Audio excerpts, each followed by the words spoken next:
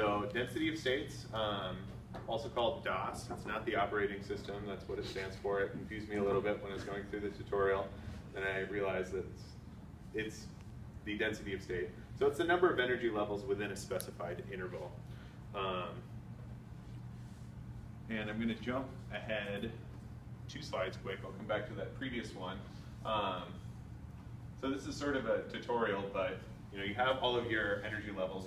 These are all occupied molecular orbitals. There are unoccupied molecular orbitals that are higher up, but there's an energy level associated with each one, and they will be spaced out in different ways. So if I go back quickly, this is something you see a lot with quantum dots. It's sort of like the bulk material versus something that is a nanomaterial. These are all energy levels, occupied and unoccupied molecular orbitals. And in this particular diagram, if you were to do the density of states, it would be very boring because you have very high regular density there and a little gap. So that would be what it would look like for this one. And then further here, you still have the same density, and then you have a gap. So this one would be slightly lower in energy. And this one, they're almost the same distance apart. So that would be a very boring density of state graph. But this sort of gives you an idea of how close they are.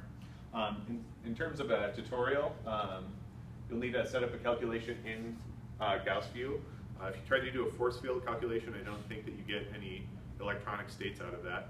So that is a too simple calculation. So Hartree-Fock is the simplest calculation that you can do, and you can get energy levels out of that. Some of the higher quality calculations will include states that are beyond singlet states, so triplet states. So some of the things in the tutorial won't really work, and that's sort of beyond the scope of this particular presentation.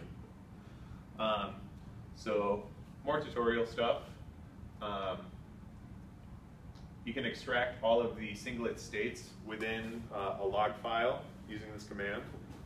You're finding everything that says alpha, which corresponds to a singlet state. And it will just list them out, and you can see how close they are in energy. So for example, so these are all 21.57, and then there's a bigger jump there. So there's a significant gap between those, but all of these others are very close in energy. So you'll have many close together energy levels and then a big gap. So you'll have a high point and then a low point. But a bunch of numbers all together, that's sort of difficult to interpret, so it's nicer if you can graph them out. You could, in theory, pull all of these and copy them into Excel. I've never really been good at Excel, and I don't really fully understand everything in this tutorial. It's sort of black magic to me. But it does give you a nice looking graph if you can understand a few of the variables. So the next step is if you use this magic command. I don't really understand most of this. And then it's your file name, your log file, and then there's a set of 4 numbers. These last 2 numbers are the gap in electron volts before your highest occupied and after your lowest unoccupied molecular orbital. So you can see some of the other peaks that are associated with that. 0.1 is the resolution. So how wide of an electron volt, that's what your interval is. And then 1,000, that's just sort of like a smoothing number. I didn't really play around with that very much. But what I did do is I took, I think that these are all for the perovskite, but I played around with this, the gap. So this very first one, this is a gap of 1, and you can see that it's so large that a lot of the states sort of run together. A gap of 0.1, you'll have nice Gaussian looking peaks, and then there's a big gap here. So I think that this is the gap between the highest occupied and the lowest unoccupied. And then you have a few other occupied molecular orbitals, and then other available unoccupied ones. And if you go to 0.01, it's even tighter, and then the peaks are much, much narrower. So depending on if you are doing these sort of calculations, you sort of want to know your system and what you want to get out of it, because the numbers that you choose do play a big role in the graphs that you get out. And then once you actually, on the previous step and in your handout, there's instructions for how to convert these.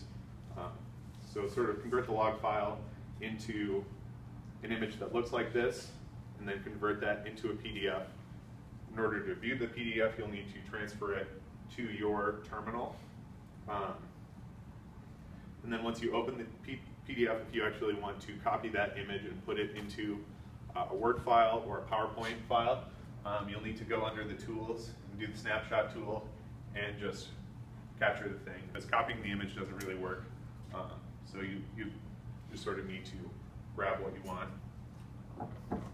But do you have any questions for me? You do.